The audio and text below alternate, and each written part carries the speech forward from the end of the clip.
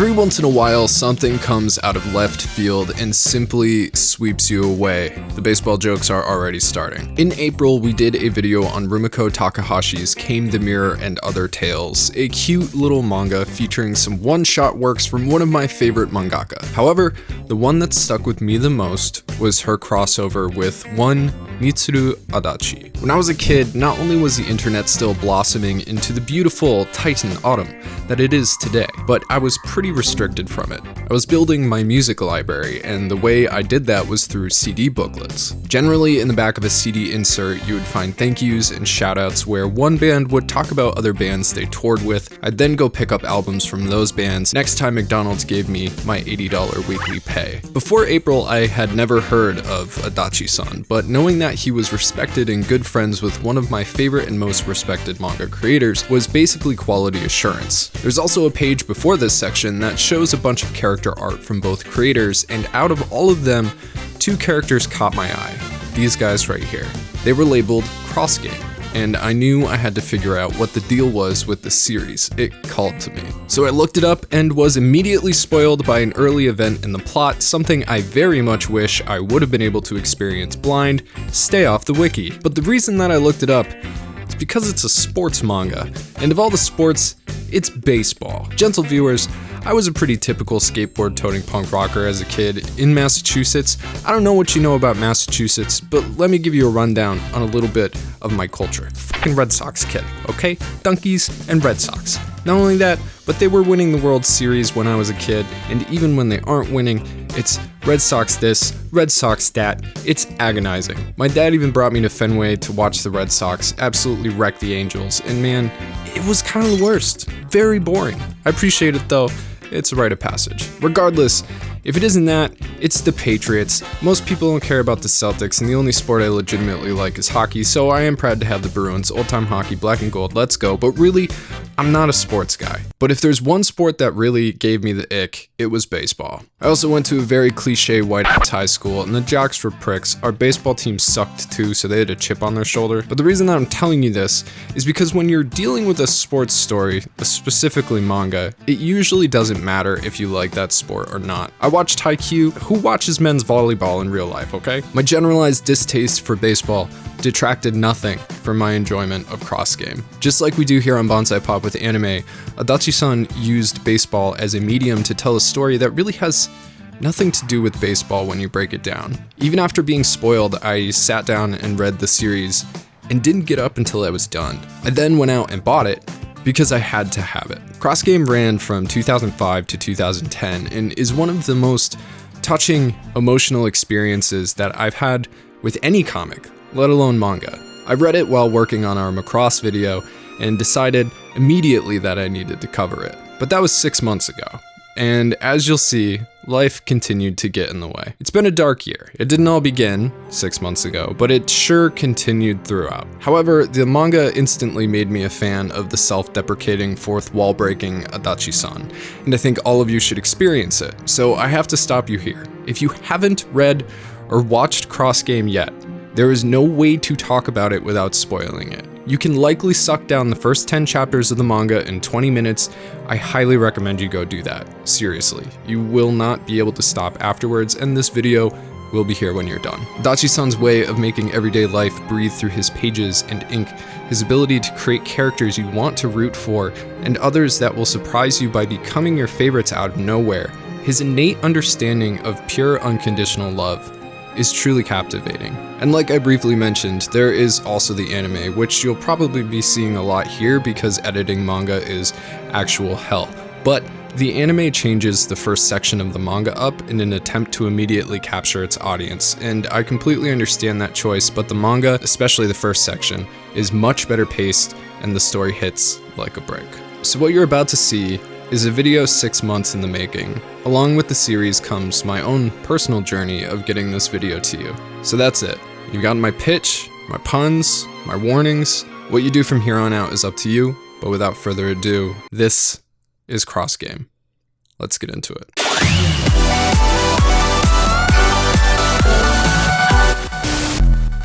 Hi everybody, Mike here. Before we get deep, I wanted to let you guys know that for this video, we're not only employing a talented editor, Axel Beats, for assistance, but I've also purchased all of CrossGame in physical format. That's somewhere between $500 to $1,000 between the two, which, unless this video on an obscure manga series does really well, we're not going to make that money back. So you should be asking, why go that far? And the answer is simple. YouTube is a platform full of greedy, self-interested scumbags, and I feel like somebody should do the right thing and give back. I make money from amazing works like CrossGame. The creator of that work, Adachi-san, should profit as well.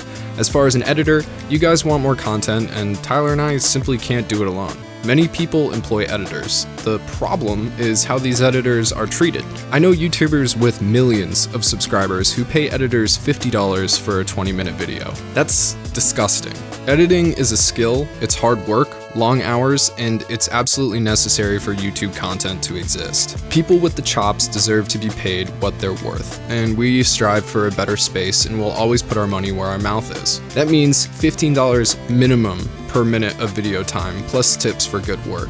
No free work, no payment and exposure. We hire pros that can edit 16 minutes in a day. That's $240 in 8 hours plus tips. Previously, we've been doing this and getting by. However, one of our partnerships has recently kind of screwed us over, and we lost half of our income this month. Thanks to our patrons, people who believe in our dream of changing the YouTube stigma, who enjoy what we do and how we do it and how we treat others, and want to make it possible to continue, we're able to push forward.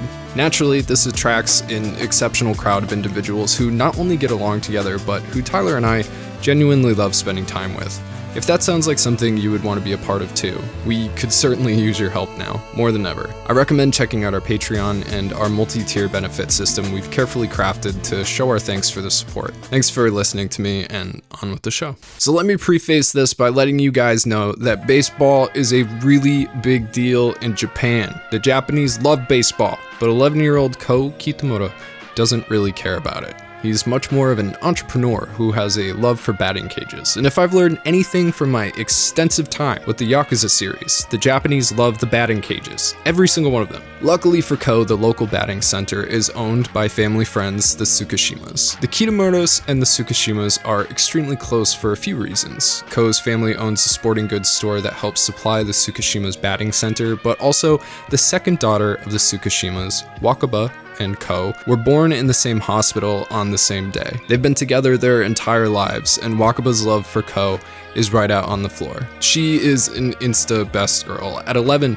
she has the self-confidence and air of control about her that most adults wish that they could exude. She's also wifed up Ko without him even realizing it, and puts the energy out pretty hard. She expects rides to the pool and rewards him with a cute kiss on the cheek, while of course expecting a ride back in return. Wakaba is also, like I said, the second daughter of the Tsukishima clan, and she's the second out of 4. The eldest, Ichio, is the de facto feminine caretaker of the younger sisters, as their mothers passed away a few years back by this time. Wakaba's younger Irish twin, Aoba, is a hot-blooded tomboy who has no taste for Ko and even less patience with him, and the youngest is Momiji, who is simply a cutie with a bit of an old soul. Ko and the Tsukishimas have not only grown up together, but grown up like one big family, going on vacations together, everything. Ko is simply part of the Tsukishimas, and the sisters vice versa. Because of this, he's been able to swing a bat at the cages since he was 3, and by this time, he's pretty damn good at it. That being said, while Wakaba is at the pool, Ko gets harangued into a pickup baseball game by some friends who he bamboozled into spending a bunch of money at his father's sports shops. You know, the classic, let's start a baseball team, although I have no intention of being on it, with uniforms and everything. Maybe harangued isn't the right word, it's more like he used the game as an excuse to hide from some tough kids, particularly the best fighter in Ko's grade, Akaishi, who happens to be in love with Wakaba. She is, after all, the cutest girl in the whole school, and Ko doesn't think that just because she gave him a kiss. This first game of baseball leads to Ko admitting he's never actually played before, not even catch. However, he can bat. That is, until Akaishi and his friends decide to join, saying it looks like fun. Akaishi is a naturally big kid with a bit of an ugly mug who loves baseball almost as much as he loves Wakaba. As a big guy, he's got a big pitch, and even gets a strike on Ko, who, after telling the catcher that he and Wakaba are simply neighbors, is relieved to hear that Akaishi likes him and is going to let him hit the ball. That's of course until Wakaba shows up yelling about how she gave Ko a kiss and he didn't even bother picking her up from the pool. Of course, Akaishi screams one down the center, but Ko smacks it out of the park just in time to run away with Wakaba. And during this period, we learn that Aoba is not only a little jealous that Ko is occupying so much of her older sister's time, but that she deeply loves baseball thanks to her dad. Seiji Tsukishima is a lifelong baseball enthusiast who's played catch with his daughter every day since she can remember. Aoba wants to be a pitcher and is constantly working on her skills. Despite being a year younger than Ko and Wakaba, she's already playing for a 4th grade boys team. Meanwhile, Nakanishi, the boy Ko duped into starting a baseball team, has noticed Ko's talent and starts forcing him to play catch every day after school. Despite Cross Game being a sports manga and a shonen, it's also a masterpiece of slice of life.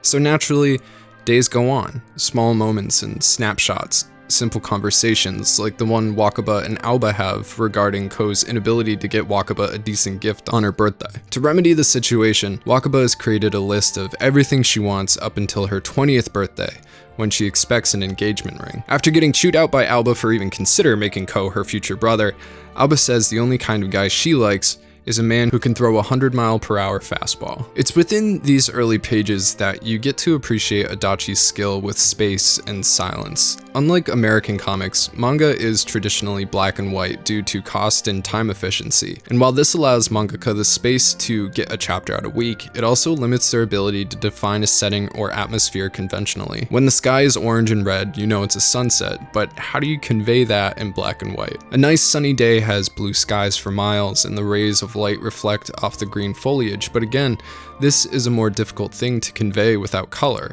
However, Adachi has a way of not only creating space and emotion from the scenery without color, but also communicating that without the need for dialogue. This is rife throughout Cross Game, and I'll do my best to show that off to you as often as possible here, but what this does is creates a nostalgic dreamlike feeling within the manga that the reader can intuitively feel, whether they're sitting down to simply enjoy it or overanalyzing it like myself. So naturally, I think we should take a closer look at Aoba. It's pretty obvious that she has a chip on her shoulder, especially when it comes to Ko.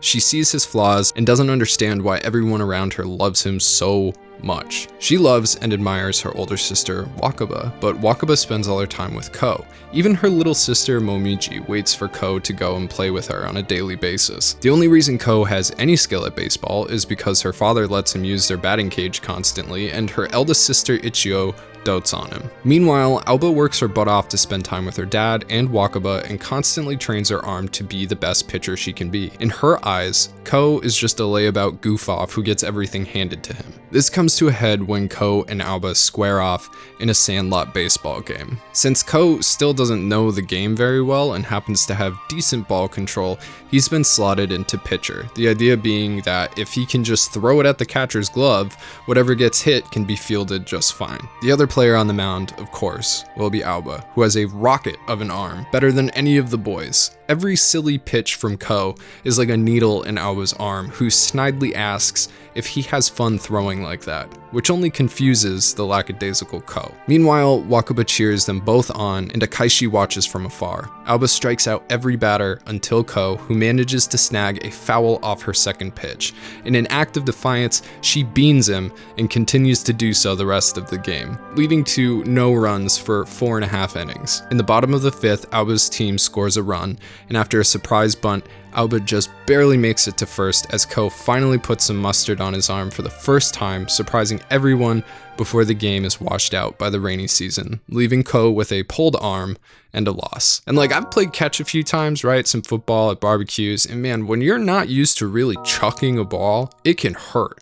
But so does losing. I say I'm not a very competitive person, but if I'm being honest, that's actually not entirely true. What I hate is competing, because I'm lazy, and I also hate losing if I try hard, which I don't like doing. If I don't try, and I lose, it's no big deal. If I win, then all the better for me. Maybe that makes me a piece of shit, but I just like a stacked deck when I'm going in. Ko, on the other hand, is frustrated at his loss and Aoba's attitude towards him. He questions Wakaba about this, and she reiterates that Aoba only likes guys who can throw 100-mile-per-hour fastballs. But thanks to the inside info from Wakaba, Ko begins to secretly train his arm using Aoba's workout routine in his bedroom. Of course, only Wakaba notices the change in him, and during a conversation with Aoba, she mentions that she thinks losing to her really bothered him. Aoba is incredulous, but Wakaba tells her not to count him out. And to Aoba's derision, Wakaba says that Ko could become the best pitcher in Japan if he really puts his mind to it. The innocence and fun that's expressed within these first few chapters is perfection. The feeling of summer coming when you're a kid and lazily hanging out with your friends, the excitement of young love, the yearning for the future that only comes from having lived for such a short time. It's all said and not through the pages.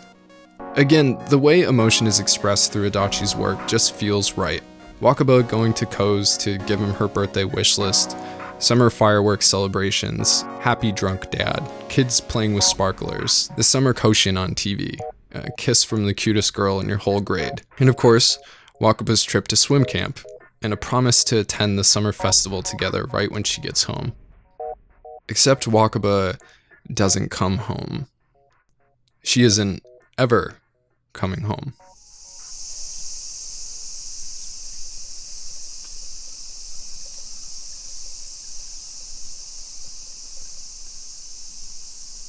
Silence is uncomfortable. Personally, I've been trying to come to terms with it. Sitting in silence, eating in silence, allowing silence in. Because when you're alone and it becomes still, that's when you can hear the voices. No matter how far you go, no matter how high you reach, in the end, all you're really left with is you and those quiet moments where the voices of the past come to call. A closed notice, a look on Dad's face, a news broadcast playing quietly in the background, a borrowed hat returning to its original owner. The only people who truly experience death are the living, the survivors. Everyone feels fear and pain, and that's what makes death so terrifying. But for the dead and dying, there's an immediate peace coming after that fear and pain. For those who live on, the pain remains. Cultures all over the world treat death differently, celebrating it, mourning it, fearing it, living for it, and each individual handles it differently. Each death is unique because the tendrils of connection and who they're connected to dictate the outcome of an individual's transition to the great unknown. When a person loses their hand, they say that they can still feel it, even though it's gone. And losing somebody can be very similar. Something so intrinsic to your very existence that the loss of it leaves an empty space occupied with all the feeling and none of the material. At first, a loved one's death doesn't seem real. Sometimes you expect to hear their voices naturally as you would curl your fingers. News breaking, funeral services, the tears and grim determination on the faces around you. What will you be left with when what you love is gone? What will the voices in those silent moments sound like? Ko takes all of this in with a blank look on his face. On the evening of the summer festival, he leaves his house with some pocket money from his dad. Aoba is at the batting cage. Momiji is at the home shrine. Ko wanders aimlessly alone, thinking and seeing Wakaba everywhere he goes, hearing her words. That is, until he sees the scariest kid in school, Akaishi, alone in the dark, praying and crying outside the Tsukishima household. It's then that he realizes that the first step is to let it out. He sits down and does so as tears well up in the eyes of Aoba at the batting cage down the street. Last year in October, my aunt had a stroke. Some of you guys know that, some of you donated to her GoFundMe, thank you. But to be more specific, she had a blood clot, a heart attack, and 3 strokes in the span of 2 days. She was going to die. This aunt in particular was more like a sister or mom to me than an aunt, and the thought of her dying never really crossed my mind. The fact that this could happen to her, or even someone in their 40s, was shocking. At the same time, Tyler and I began to be harassed by, in my own words, a completely deranged psychopath. Harassment that would continue for months and months, deciding whether to pull the plug, waiting for phone calls, hoping for good news, despairing with the bad news, all the while the black noise of fake, petty slander was playing in the backdrop. However, against all odds, my aunt survived. However, she wouldn't come home for another 4 months, and she is still to this day recuperating and trying to get her life back. It's hard when your brain gets messed up. But between these two things, the end of 2021 kinda sucked. With the constant daily harassment, I had to think about what to do if my aunt had any more complications, as the holidays rolled in with Omicron. At that time, she wasn't in a state to tell us what she wanted, and I wasn't even allowed to see her because of the virus.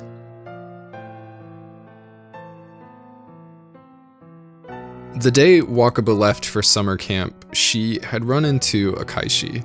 The night before, she had had the best dream, one about the summer Koshin. In her dream, Akaishi was catching, and Ko was on the pitcher's mound. As she left for the very last time, Akaishi stood there with her final words, just the story of a simple dream she had that made her happy. I think that there's a simple dream behind everything we do, whether we're sitting at a desk writing or getting torn a new one by some entitled customer. We all have a vision of the future. The irony in that is the assumption we'll make it to see that future, especially when life is so uncertain and so short. In January of 2022, we hit over 1 million American deaths from what I am forced to call the panini thanks to this website's ridiculous censorships. I decided at that point I was going to start trying to do the things that I had been neglecting. YouTube had taken my activity from me, constantly being plugged into screens, analytics, engagement, growth, and especially refilling my content tank for years had left very little room for self-care. And I got my wish. YouTube was the farthest thing from my mind while I went flying into the air on the mountain. Finally, after a decade, I was doing something I loved again, but as I neared the ground, I knew something was off. I caught my edge, I flew 20 feet and landed on my back. My spine made a sound similar to twisting a really good roll of bubble wrap, and my right arm flew back so far, I tore a muscle in my chest.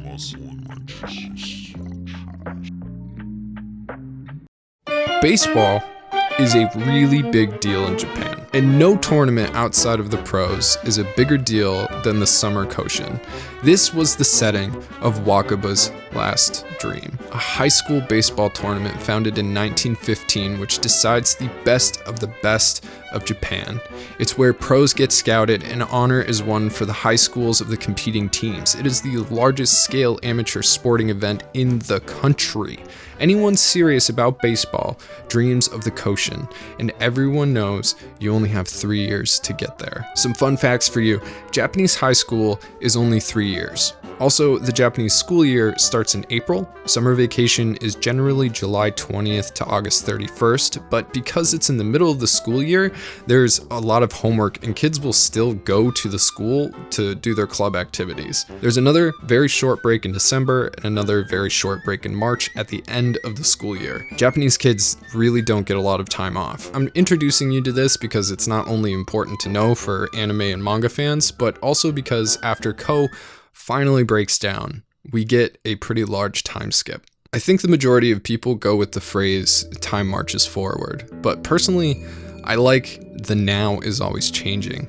3 or 4 years is a lot of time for the now to change. Once the now included Wakaba, but the second she left for camp, the now would permanently be without her. But you could say that that's not entirely true. A few days ago was the anniversary of the death of my ex. It's been 9 years. This is the first time I didn't notice the date. That was until she showed up in my nightmares, right on cue. If there was such a thing as ghosts, I believe that this would be it. The question is whether your ghost stands on third, or if it hangs on your neck like a millstone. The Japanese personify this concept with yokai. The idea that some can be good and some can be bad is a perfect rationalization. Death is a radiation. It sends out waves that pass through everyone that the deceased touched, but the frequency of the radiation is what matters. It's the difference between cancer or a gentle warmth. For Ko and everyone else Wakaba came into contact with, her presence was a blessing. While tragic and untimely, her death served as a catalyst for growth rather than degradation. She also died saving another girl from drowning. She loved to swim. It's like it was meant to be. Now, when my uncle passed away under some morose circumstances in the mid-2000s, it irreparably destroyed that side of my family. When my childhood friend Louis died, we drank and sang and promised to live better for him. So while the Amityville haunting may be total bullshit, I would say that ghosts are real and hauntings do happen. It's just far more of a personal and a mental experience than something that makes for good shock horror. The ghost of Wakaba is the love people continue to feel for her. Her haunting was her final dream of a happy moment at a big baseball game. You see, physicality is just one aspect of a presence, and while Wakaba is physically gone, she remains with Ko. Each year on their birthday, Ko still buys her gifts from the wish list she left him before she passed. He visits her grave on holidays. Aoba, a naturally messy person, continues to keep Wakaba's belongings and space clean. And finally, Akaishi stops fighting and continues to play baseball throughout middle school as catcher. As I lay on the snow on the mountain in a twisted heap, I knew I messed up. I was way out of shape. This had been yet another example of impulsive decision making, and I was going to pay for it. I also had to drive home, and that was going to suck. I laid in the snow and I thought about how people had been begging me to go to therapy for years. I decided when I got home, I would find a therapist. My first session was awkward and painful. The x-rays of my back didn't show any fractures, but I was laid up for the rest of the month. My right arm was totally useless, and sitting for more than 5 minutes was agony. However, I did sit for my full first session, but I didn't feel any better. When my body had healed, I went right back up the mountain and fell again, re-injuring my chest. I had learned nothing. Despite the lack of Wakaba in his life, Ko continued to train his arm using Aoba's technique that Wakaba had secretly taught him. He wasn't playing baseball, he was just working out. It was a habit at this point. He'd still go to the batting cages, mostly to annoy Aoba and get free socks, at least until the end of junior high, when Nakanishi invites him to play a game of Sandlot. After one throw, Ko gets taken out of the pitcher position. Even Akaishi happens upon the game, mirroring the first time he saw Ko play. He remembers Wakaba telling him to go join them all those years ago. She didn't understand why he was just watching. It looked like fun. But it turns out that the reason that Ko was taken off the mound was because his practice throw felt like it was going to break Nakanishi's hand. From here, he and Akaishi hatch a plan to get Ko on the high school baseball team next year as a secret weapon. He would need some training though. Just being able to throw doesn't mean you can aim or throw over and over for hours. During a secret training session with Akaishi, who had become captain of the junior high team at this point, Ko notices that the usually grumpy-looking guy seems happier than normal. When questioned about it, he tells Ko about Wakaba's last dream. "I'm the catcher, you're the pitcher. The stage is packed at the Koshin Stadium." And this is the moment where the plot really comes together. The end goal is to make it to the Koshin with Akaishi and Ko. And as this washes over Ko, Akaishi comments that he knows he wasn't the main character in Wakaba's dream, but he was just happy to be a part of it. Dreams are one of the weirder phenomena of being alive. The word itself can be used as a noun in two different ways. According to the Oxford English Dictionary, a dream can be a series of thoughts, images, and sensations occurring in a person's mind during sleep, or a cherished aspiration, ambition, or ideal. Dream is also a verb. It's something you do, an adjective to describe something as being effervescent or surreal. They are important parts of the human experience. Nightmares. By February, my growing team of shrinks and I decided I needed to switch antidepressants. However, the one I had been on for years was an old one. Think of it as the Model T of antidepressants, and getting it out of my system was going to hurt no matter what I did. See, I'm an insomniac. I've always been an insomniac, and a side effect of most antidepressants cures that by basically making me narcoleptic instead. Even as I write this, Even as I voice this, I'm fighting the urge to crawl into bed. Sleeping all the time makes me depressed though. So honestly, I don't know what I'm doing or trying to fix. It doesn't help that my therapist considers himself a sleep Nazi. I'm often reminded by him that how, when, for how long, and where you sleep is incredibly important to your overall mental and physical health. Naturally, mine sucks. Those days were full of irritability, confusion, and constant brain zaps as my nervous system rebelled against my choice to improve my medication situation. The nights were full of nightmares and anxiety. Meanwhile, the harassment I told you about before had only worsened instead of deflating over the last 4 months, and ironically, we were in production of a video on psychopaths of all things. My aunt was finally out of the myriad of hospitals and begrudgingly living with my grandparents, who are too damn old to be dealing with that shit. All I could do was wait for these horrible feelings to go away. I was told it would take 2 weeks to feel better again. It took a month. Things take time. One of the things I love about Cross Game is how, even though the end game is clear from early on and Ko is obviously special, reaching the goal doesn't happen right away and it doesn't come easy. The other character I always want you to have in your head is Aoba. While Ko is talented, it's never stated specifically that he loves baseball. Aoba loves baseball, and she's talented as well, but an even harder worker. However, because she's a girl, she'll never be able to play in a real game.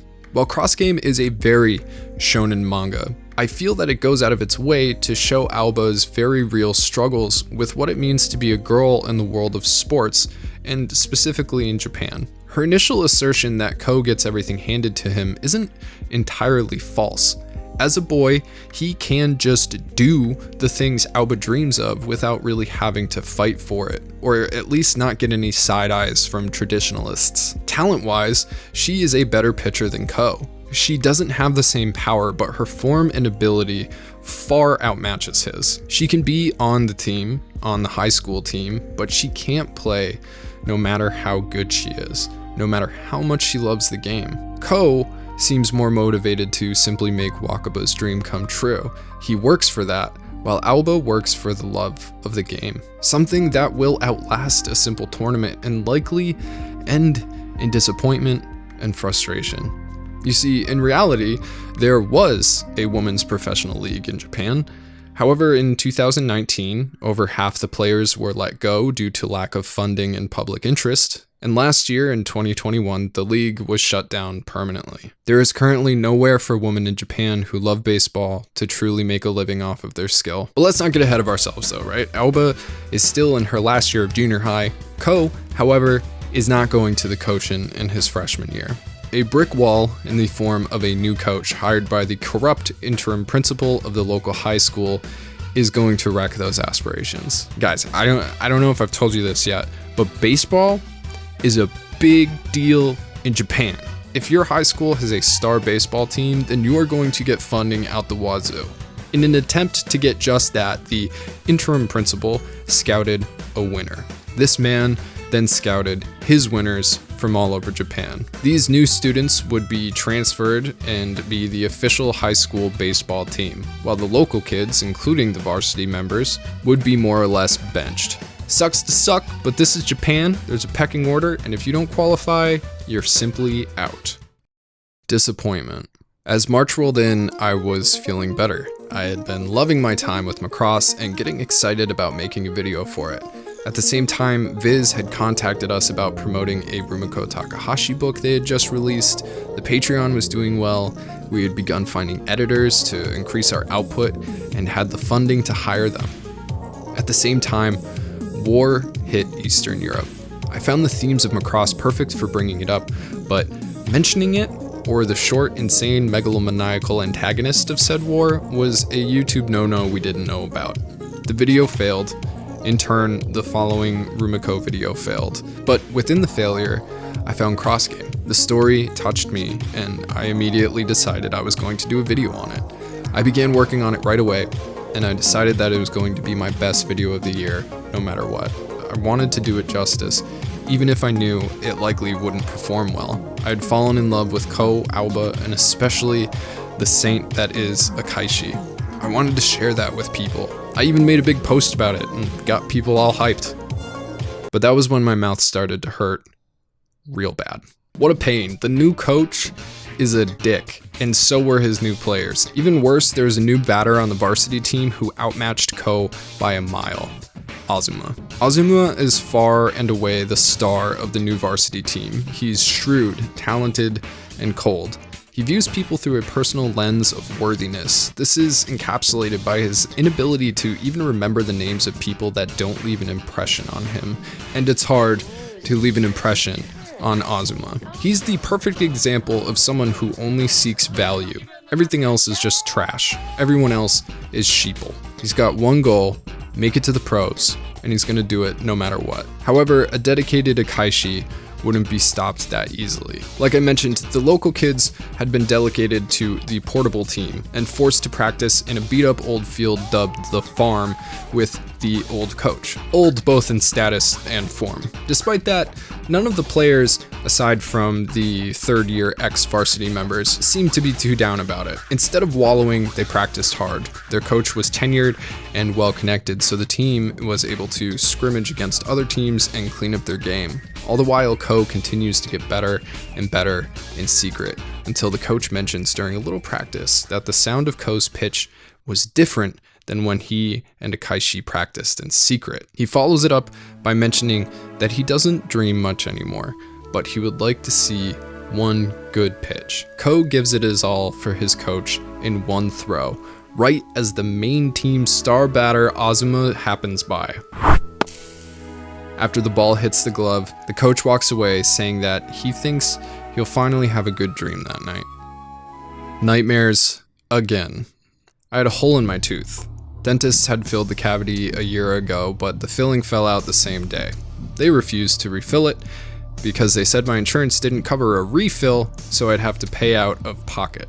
I didn't have the money. The small cavity became a canyon and was now deeply infected. I was going to need a root canal. The only place that took my insurance was booked a month out. Welcome to the American medical industry. Now, I'm no stranger to pain, even tooth pain. I mean, I struggled with my wisdom teeth for years, but this was constant. My jaw, my ear, my head, it was just pain, pain, pain, and it was getting worse. The painkillers didn't work. They just made me ill. The antibiotics failed. The only thing that helped was Tylenol for the pain and ibuprofen for the swelling. It'd bring it down from a 9 to about a 7. I had to max out on both every day for an entire month. But in the night when they'd wore off, I'd wake up to nightmares of being tortured. Thankfully, the second round of antibiotics cleared up the infection right before my operation. In the meantime, we put out Steins Gate, Katara Lives Alone, and a Trigun video. The editors were filling in for me as I waited for the day that I could get my face fixed. It wasn't supposed to go like that. Alba wakes up cheering from a dream of Ko pitching at 100 miles per hour. Weird. She hates Ko. She calls it a nightmare and goes back to bed. Adversity is a big player in cross game. It's apparent with Alba, especially when she's abused by the head coach in Ko's freshman year. He deliberately wears out her arm for Azuma's batting practice. He's the type of guy who sees anyone who isn't part of his team as consumables to better his own players that he picked. However, in the background is the looming scrimmage between the real team and the portables. It'll be the first real game that Ko's ever pitched. In a rare moment of peace between him and Alba, he promises to hold the varsity team to 5 runs. He manages to achieve that, however, his ability is checked by Azuma, the all-star batter. For as good a pitcher as Ko is, Azuma is still a better batter. No stubbornness is going to change that stark reality. And this is something that follows people through life. No matter how good you are at something, there will always be someone better. Or worse, someone you see as better, even if there isn't a gauge like baseball stats to quantify it. A lot of people identify or self-evaluate based on others' abilities rather than their own qualities or limits. Despite Ko's inability to outpitch Azuma, he gains Azuma's respect. Or to be more precise, He had already gained Azuma's respect, as the unflappable batter had remembered Ko's name by this point. He had seen the secret pitch for the old coach. Either way, the scrimmage was really a test to see how Ko could handle himself in a game. Afterward, the old coach takes training up a notch, a new fire clearly lit behind his eyes. That is, until he is abruptly fired. This isn't something he simply accepts though. He's seen how the new coach treats people, the kids on the portable team, and especially their heavy-set female manager, who is a total sweetie pie. Instead of accepting his dismissal, he challenges the varsity team to a game, and if the portables lose, he'll step down and disband the team. But if he wins, then the varsity coach has to go. He says it's not right to ruin the dreams of the kids on his team who have been working so hard. The terms are agreed to, at least at face value. However, both the interim principal, who has been embezzling money for training equipment and dorm space for the new top-tier baseball team, and the varsity coach have no plans of honoring the deal, other than humoring the old man with a game they're sure to lose anyway. Losing sucks, especially when you thought you had won. After a month of agony, I finally got my root canal. I won't go into the crowning process, but my infection was gone, and I was feeling good. The harassment was settled in a lawsuit that we won. Things were looking up. A month had gone by. My fiance had gotten a decent job after searching for 2 years, so we decided to take a weekend trip to Cape Cod at an Airbnb.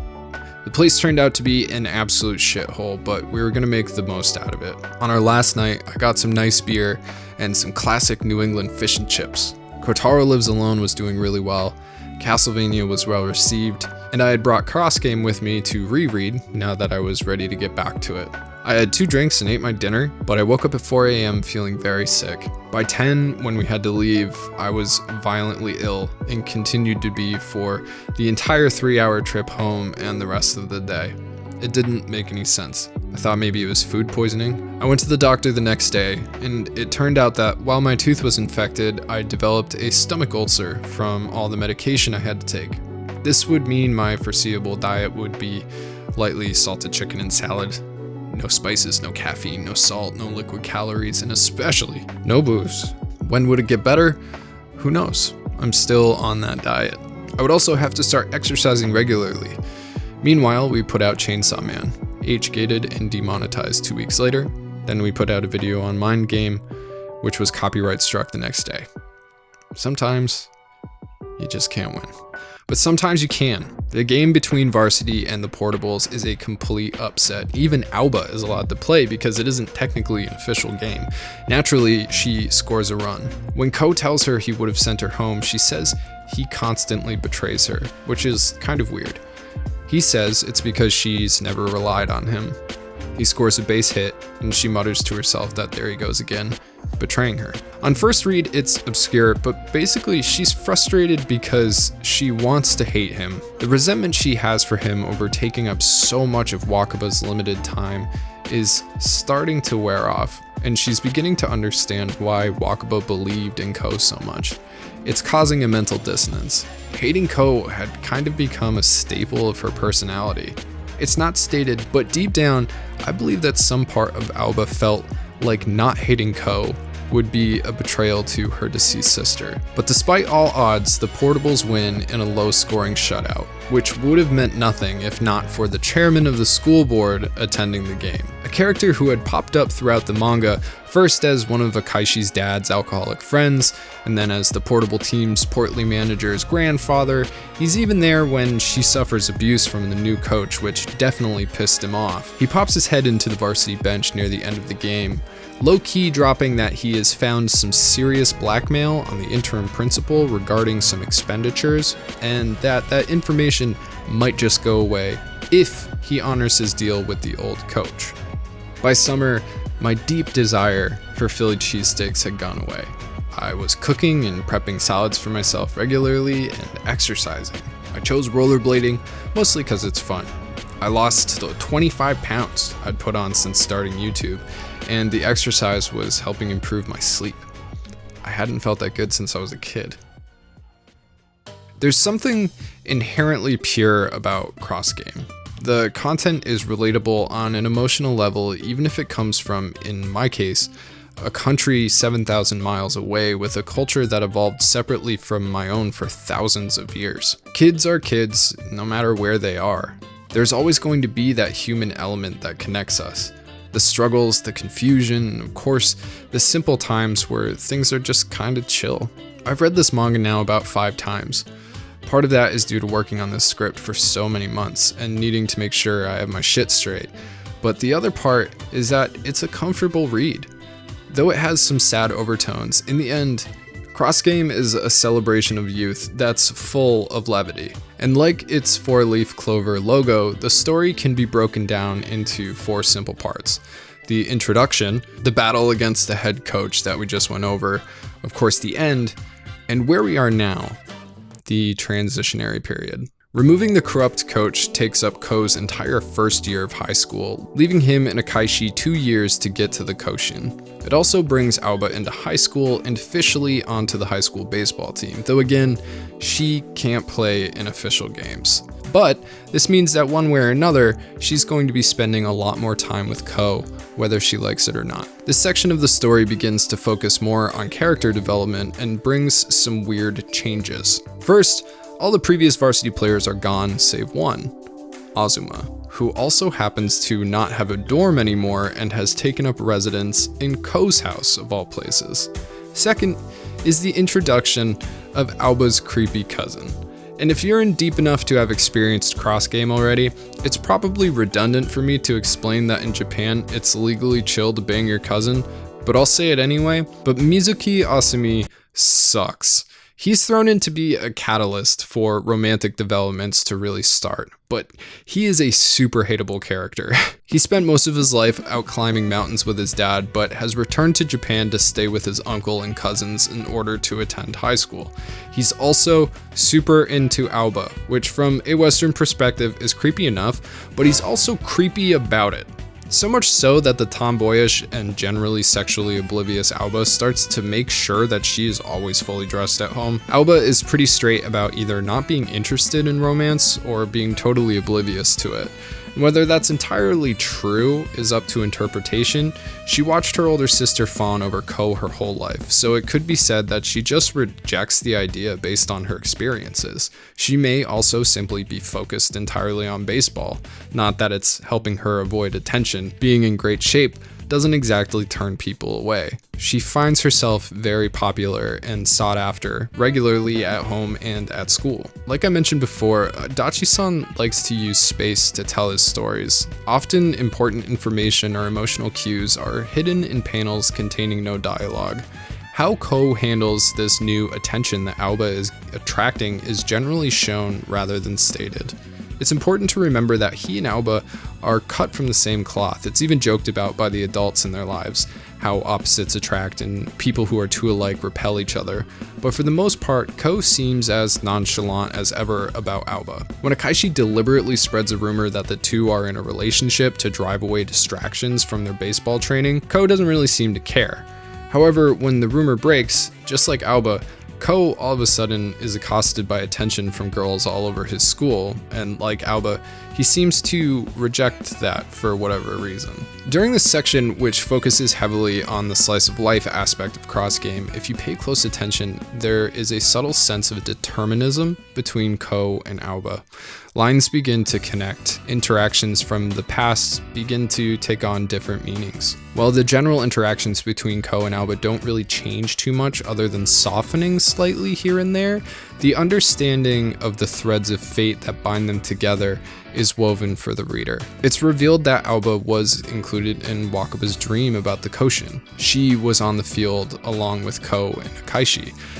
This, of course, is an impossibility because of her gender, which casts doubt on a dream that had almost gained prophetic status. However, all along, Ko has been looking to Aoba for inspiration. His form, his training, his pitch, it's all been inspired by Aoba and her techniques. It's important to point out that while Aoba is antagonistic to Ko doesn't hate Aoba, and never has. He also never looked at her as just a girl. He clearly sees Aoba as an amazing pitcher and athlete, as well as the cherished younger sister of someone he loved very much. You could say that even since before Wakuba's departure from this world, Ko has been trying to be friends with Aoba. It was, after all, another dream of Wakuba's that the two could become friends. Ko didn't initially want to play baseball to fulfill Wakuba's dream of him and Akaishi at the Koshin. He started because he was told the only way to get Aoba to like him was to throw a ball at 100 miles per hour. With Wakuba around, this was obviously an innocent attempt to make the request of her two favorite people becoming friends a reality. However, Wakuba isn't coming back.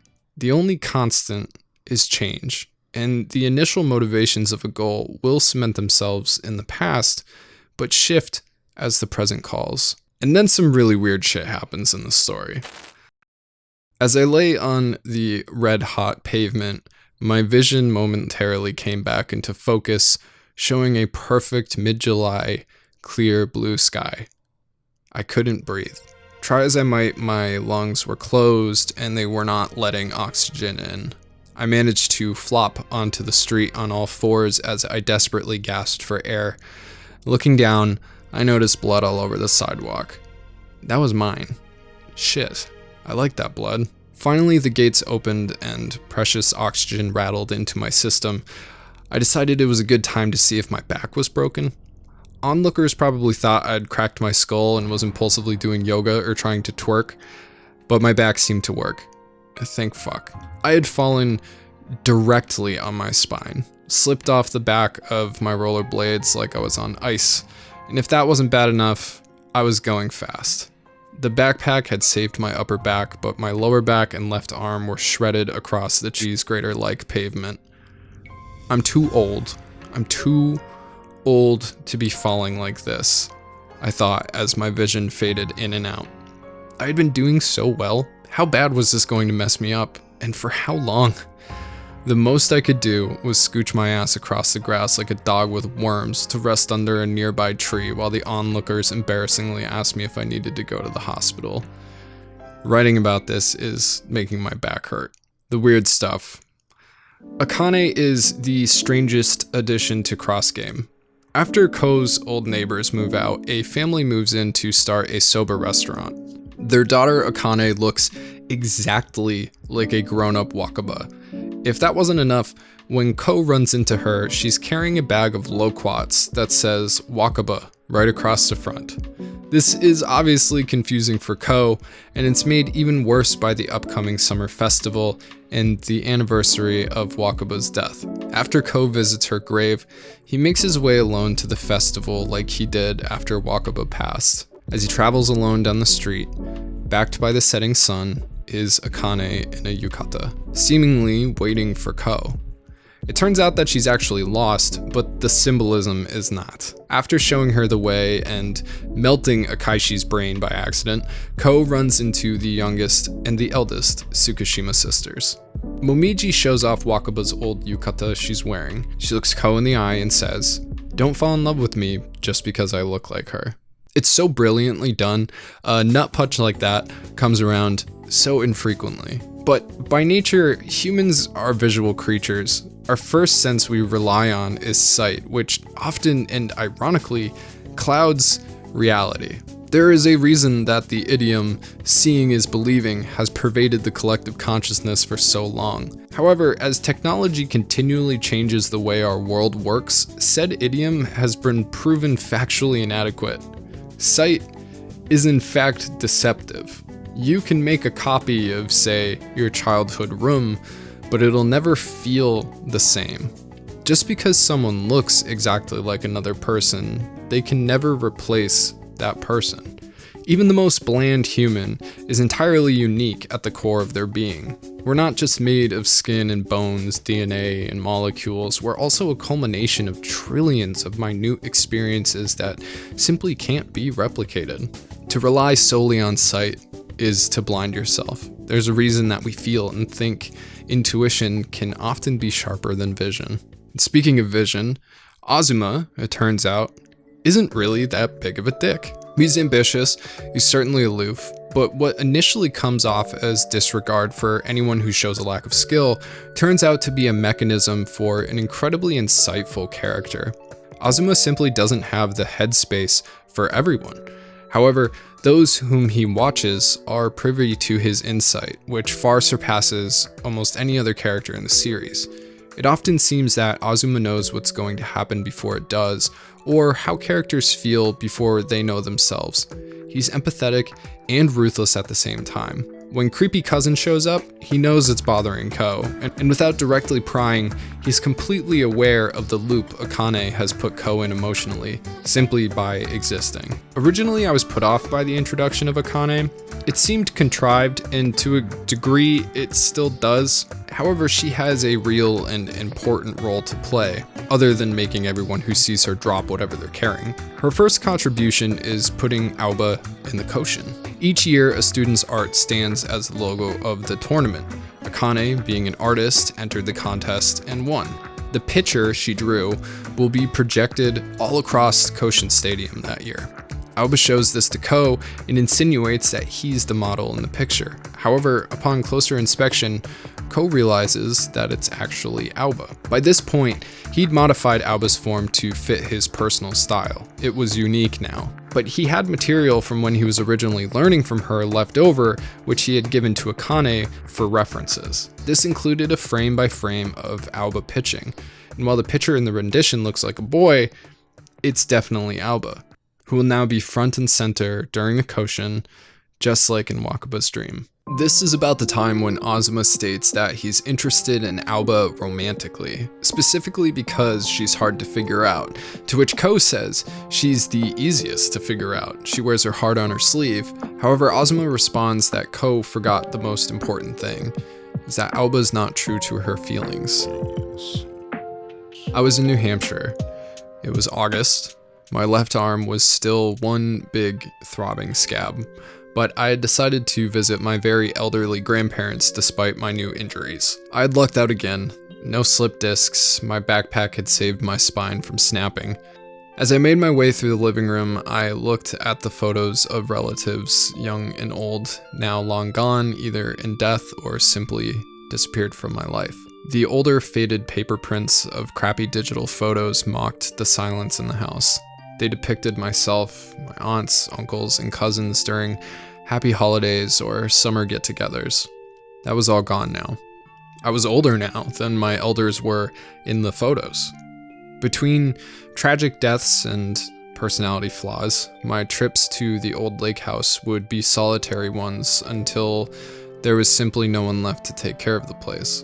As I passed over the pictures of new babies that I had never met, it became abundantly clear that they would never share the happy memories of this fleeting place that I cherished so much. I had planned to stay for 4 days. After 2, I packed up cross game and fled the old house and its owners, who likely hurt worse than I did. I'd have to try again in the future, but maybe a real vacation, I thought, was what I needed to reset and get back to myself. You always hurt the ones that you love the most. Whether that's true or not, Azuma breaks Aoba's leg with a bad hit off a good pitch. In doing so, he gets to relive his trauma of ending his older brother's baseball career. The older brother in question, Junpei, is someone I haven't mentioned yet, mostly because the majority of his existence is as a fun side character with a love arc, specifically with Ichio, the eldest Tsukishima sister. But before all this, he was a baseball legend in high school headed for the pros. And that was until a young Azuma was playing on the stairs and Junpei tried to save him from falling. This all resulted in a ruined leg and an ended career. Azuma was left with a perpetual feeling of guilt and a near obsessive dedication to fulfilling what he believes to be his older brother's dreams. However, Junpei stands to serve as an example of how, when one dream ends, another can begin. He's arguably the happiest and most carefree character in the series, an adult who's just chilled delivering groceries and has found love in a simple cafe caretaker. While all the younger members of the cast have big dreams and aspirations, I think Junpei is who we should all strive to be. He's connected to other people. His status and wealth isn't what defines him. Instead, it's his personal peace and happiness, as well as the welfare of others around him that generates his cheerful disposition. He is the opposite of Homo economicus. He's a free man. However, Azuma has not found peace, and accidentally injuring Aoba isn't helping. Meanwhile, it's becoming glaringly obvious that he'll never have the same relationship with Aoba that Ko does. Despite a shared catastrophe, Ko knows Aoba like the back of his hand. Knowing when to be present and how to treat her comes naturally to him through years of experience, but it's also more than that. The two characters share a personal similarity that allows them the ability to see their own flaws in the other, something that is possibly the most aggravating experience a human can endure and likely the barrier keeping mostly Aoba, but the two apart. And then there's Akaishi. Akane's appearance hasn't just thrown a wrench into Ko's gear. Akaishi too has to deal with the ghosts of the past being thrust in his face. And as things progress, Akane shows herself to be more than just a simple lookalike. She very much embodies Wakaba's personality traits as much as she does her looks. Akaishi, even more than Azuma, is not only perceptive and emotionally intelligent, but he's the glue that holds everything together. He's always looking out for everyone else. As captain and catcher, he says it's his job to know what everyone's thinking and feeling.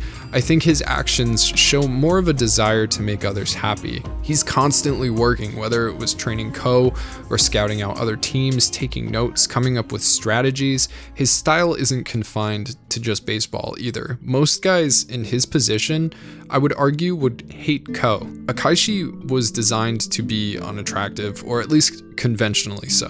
The girl he loved somebody else. He was forced to admire her from afar. And that someone else also happens to be very talented and attractive, desired by other women as well. But instead of being jealous, Akaishi is able to see what Wakaba saw in Ko.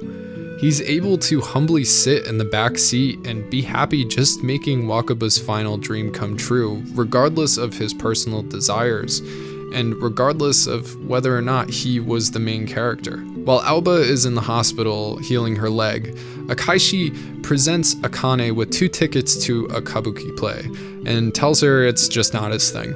He also suggests that she should invite Ko. When questioned about his motives, he simply states that all he wanted was to see Wakaba smile again, and she always smiled the best when she was around Ko. The purity of this kid literally knows no bounds. Thankfully, Aoba's leg isn't that bad. Instead, what her stay in the hospital brings to light is her frustration.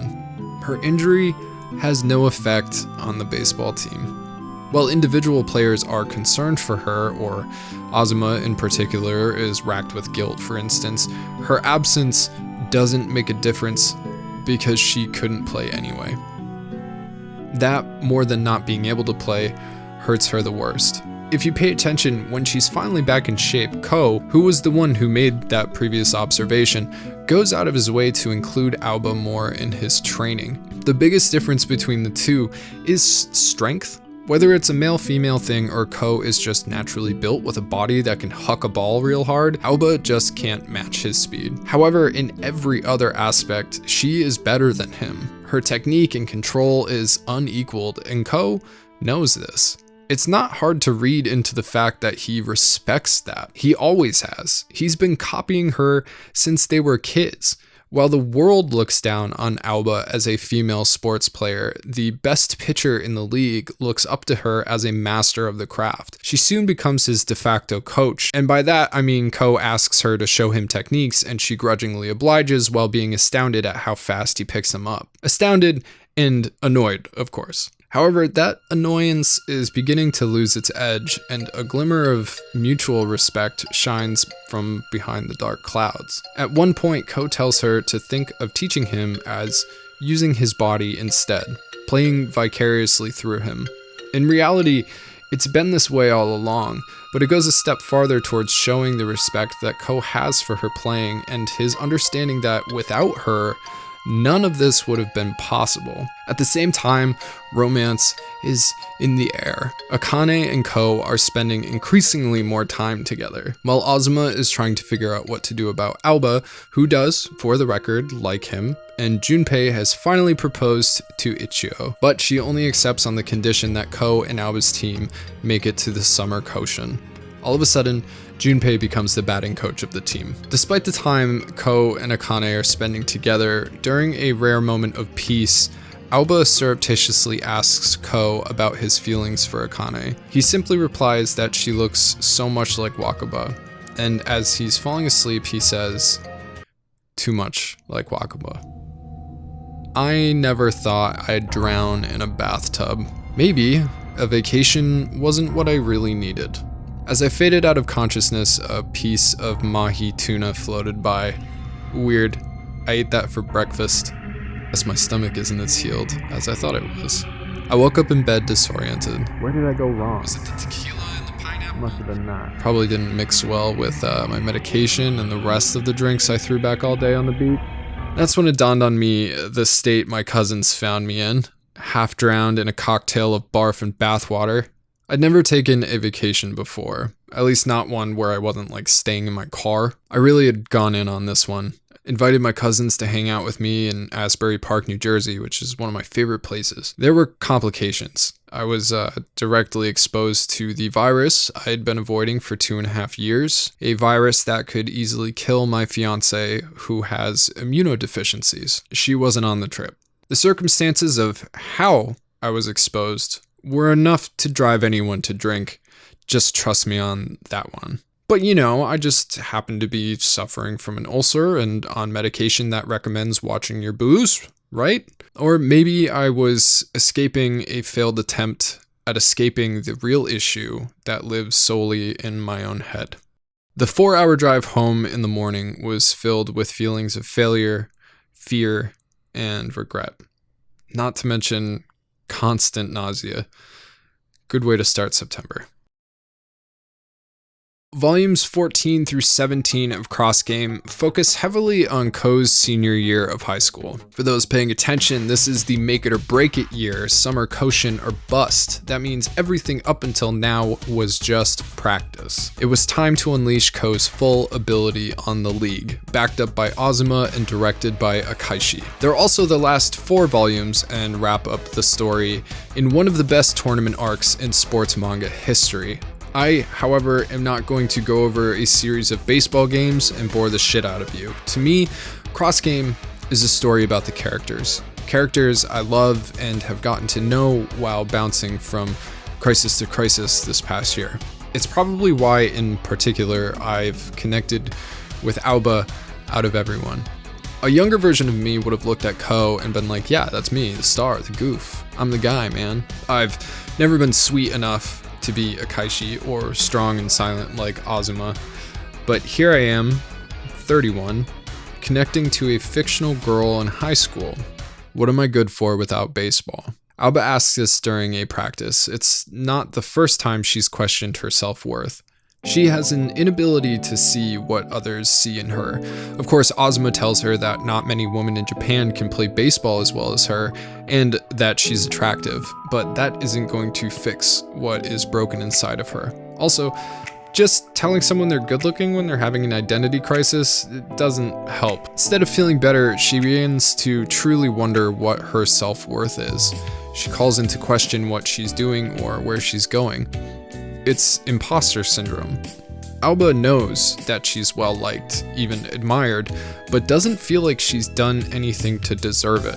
She doesn't know why people feel that way, and the more attention she gets, the worse she feels. She even dropped out of the second qualifiers for the Women's Professional League the year prior.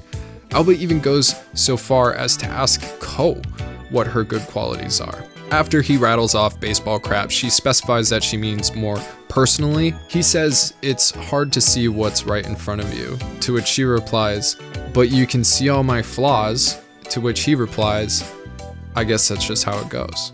This small exchange works in 3 ways. One, in the literal sense, where what Ko says can be taken at face value, but it also explains why Aoba is always wondering what people see in Ko.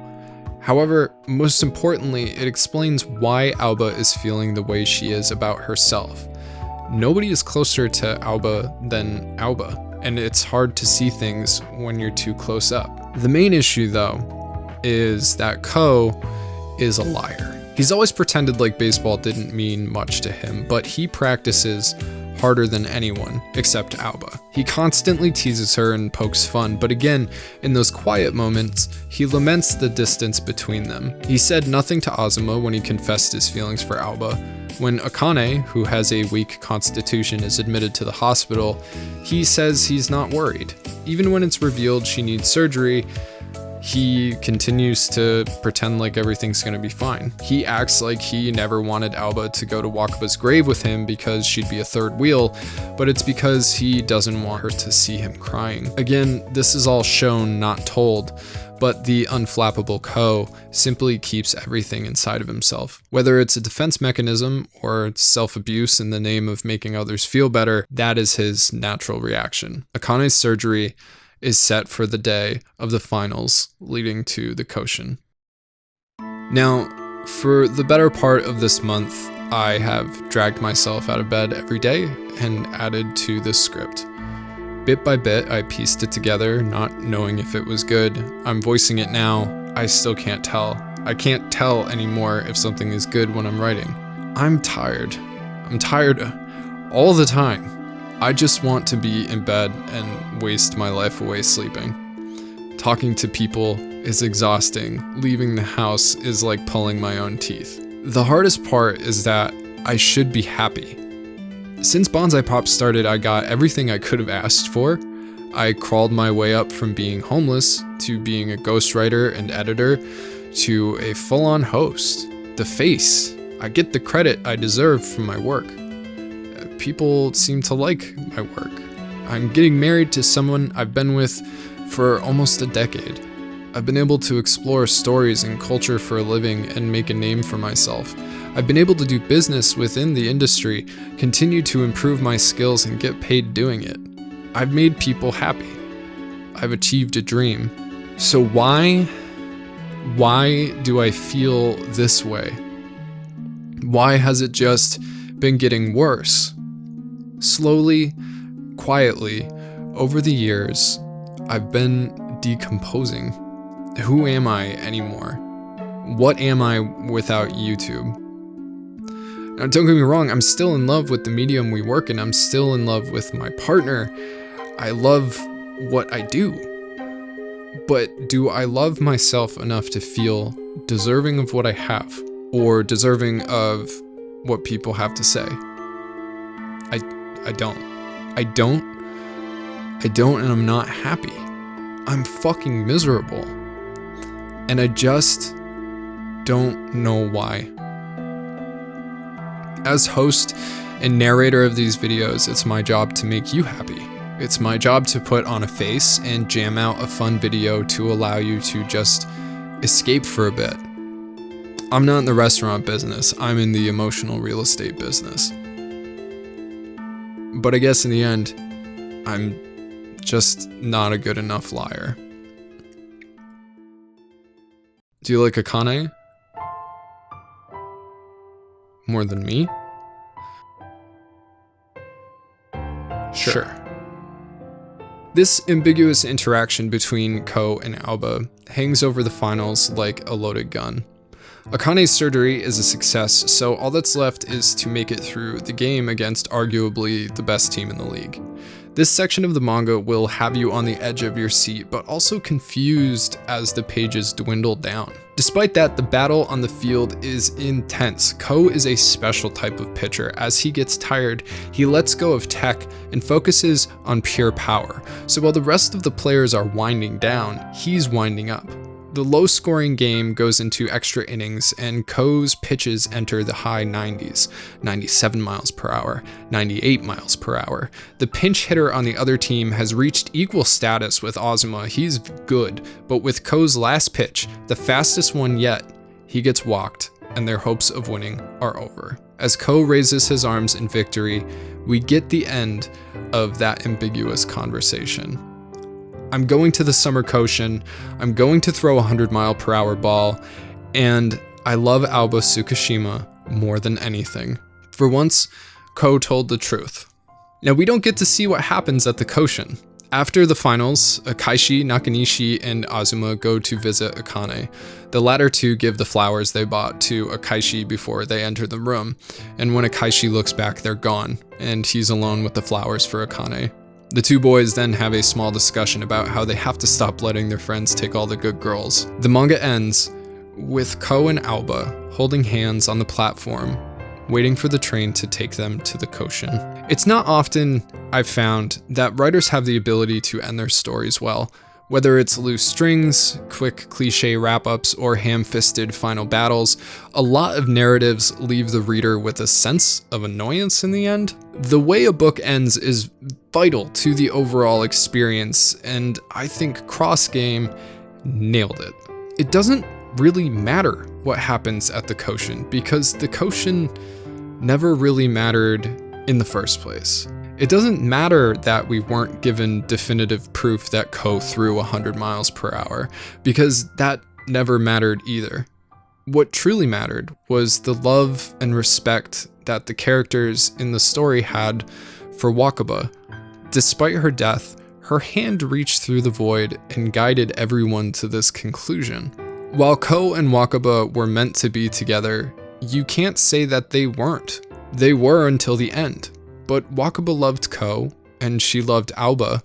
Akane, who has an uncanny ability to see through Wakaba's eyes, said so herself.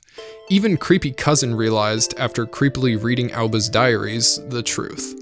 At first, self-satisfied that all she did was complain about Ko, it suddenly comes to him that she's been watching him all these years. Aoba and Ko have always been watching each other. The love that Wakaba had for them and the love that they had for her is what finally brought them together. In the beginning of this video, I talked about ghosts. Through Adachi's mastery of his medium, he shows a grounded side of the concept. While this concept of a ghost is metaphysical, who we are and what we do affects those around us, and when we're gone, we continue to affect those same people well into the future. We exist whether we're here or not.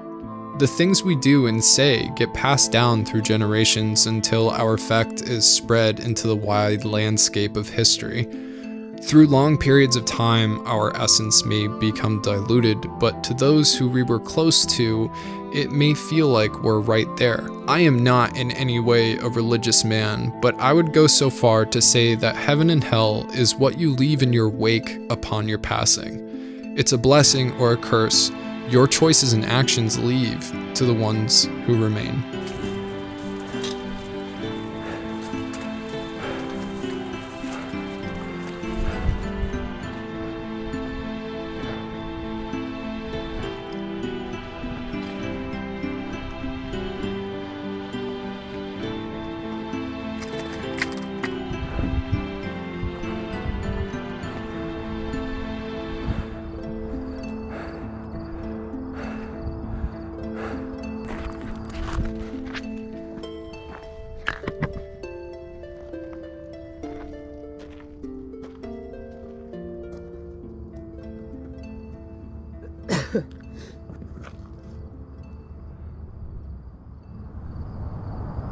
It has been a very difficult 12 months. I would say probably some of the darkest times I've had in a long while.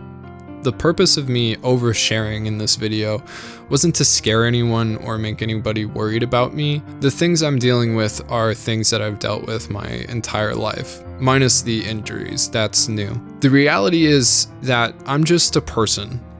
Maybe weirder than most. There's not a lot of people who would basically risk their entire future on whatever this is, but my hope is, and always has been, that I could be open and honest, more forthcoming with this art form than others, to show that we don't all live on gilded clouds making videos when we feel like it to bathe in praise. On the other side of this molded coin I've shown you through my experiences here is that I'm acknowledging these things I'm feeling. I'm trying to better myself and see what some of you may see in me, what my fiance sees in me or my friends. Like Cross Game, this is a slice of life. It's my life before and after Cross Game entered it. The series has actually driven quite a few therapy sessions of mine. I needed to talk about my ghosts, about death and how I've seen it dealt with, how it can ruin people and tear families apart, or be a joyous celebration of life, or simply have little to no effect at all. The radiation I spoke of earlier, of death, it has a lot to do with how close you are to death. When Chernobyl blew, for instance, people in England were fine. You know what I'm saying? And like Cross Game, this story doesn't have a wrap-up, an end, per se. This video isn't my Koshin, but it was a hard-fought battle for me. It took me months to get this done, and I went through some shit, and now it's over. Whether it performs or not, I can raise my hand on the mound and say, I did it. I did it. And thank you for watching. Oh yeah, and Senda was in the story as well. He's not so bad.